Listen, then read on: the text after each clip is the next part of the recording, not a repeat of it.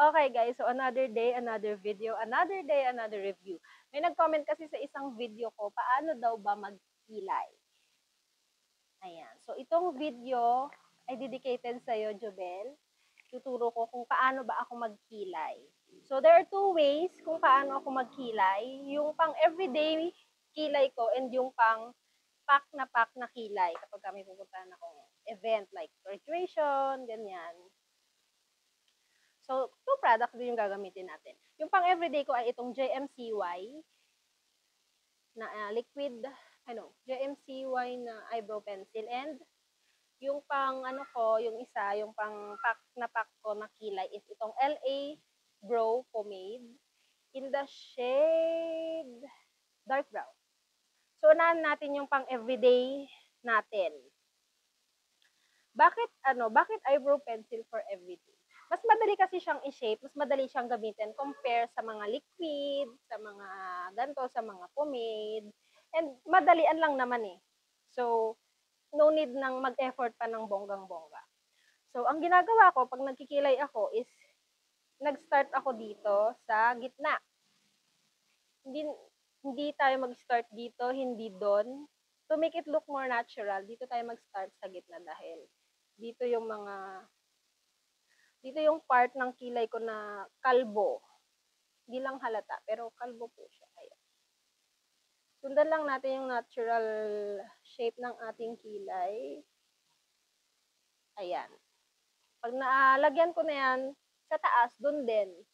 Pantay sila. Dun din ako mag-i-start kung saan ako nag-start sa baba.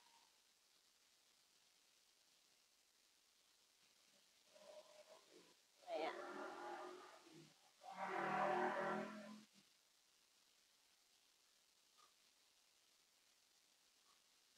Ayan. So, dito lang yung may product. Hindi na ako naglagay dyan. Dahil, pag i-blend natin, malalagyan din niya ng product. So, i-blend natin gamit itong brush dito pababa. So, ayan. May product na siya, diba? Para hindi kayo magmukhang matapang, wag nyo nang lagyan dyan. Or, I suggest na wag nyo i-straight dito kasi guys, walang straight na kilay. Nakakatanda kasing siyang tignan for me, ha? Nakakatanda siyang tignan kapag ka-straight na straight siya dito.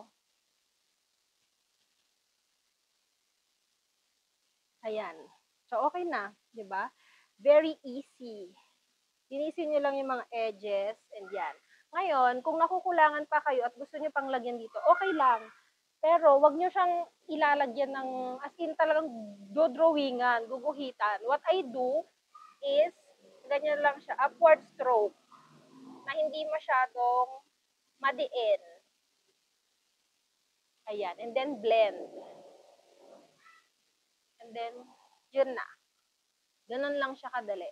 So, if you're a beginner, I suggest itong JMCY na eyebrow pencil. Very easy to use. Hindi siya matigas and madali siyang i-blend.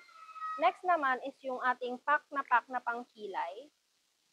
So, since pomade siya, ang gamit kong brush is itong Morphe 165 M165. Ito yung perfect combo for me.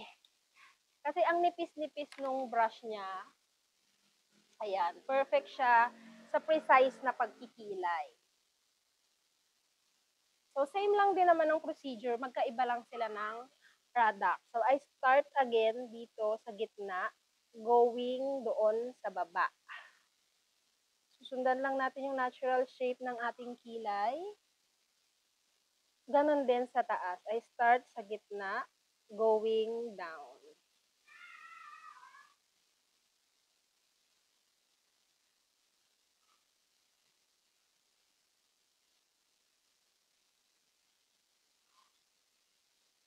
Ayan. And then, i-fill in natin yung loob.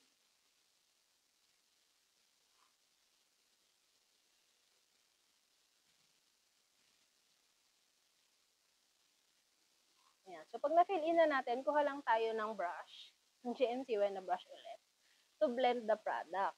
Hindi na ulit ako naglagay dito, kasi, mabe-blend lang natin siya.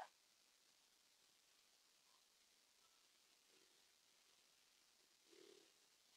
So, i-blend lang natin siya hanggang matanggal yung mga harsh na linya.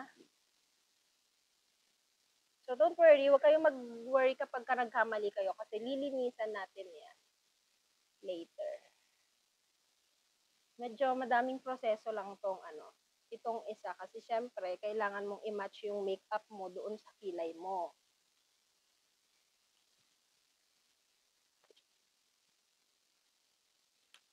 Again, blend again.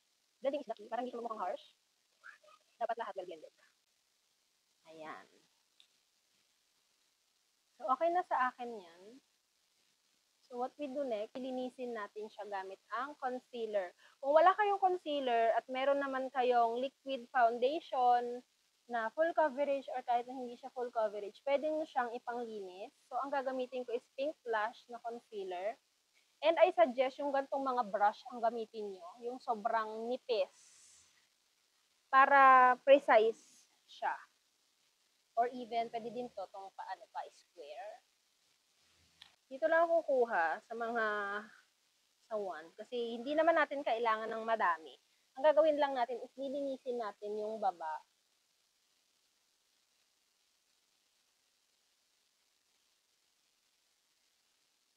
Ayan. Alam na naidulot na ganda kapag nililinis nyo yung eyebrow. But I don't suggest this to do everyday ha. Kasi it's too time consuming. Unless you got all the time you need. Then go kung saan kayo masaya. And then, syempre, sa taas. Konting product lang. Para lang panlinis. Hindi siya masyadong makapal.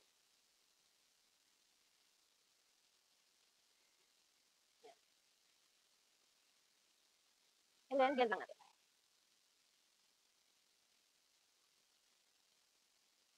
Up to you na lang kung paanong way kayo. Basta ako, ito yung way na alam ko and ito yung way na babagay sa akin. So, sana, Jubel, natulungan kita sa iyong comment na kung paano ba magkilay. Ito na yon. So, thank you. Yun lang.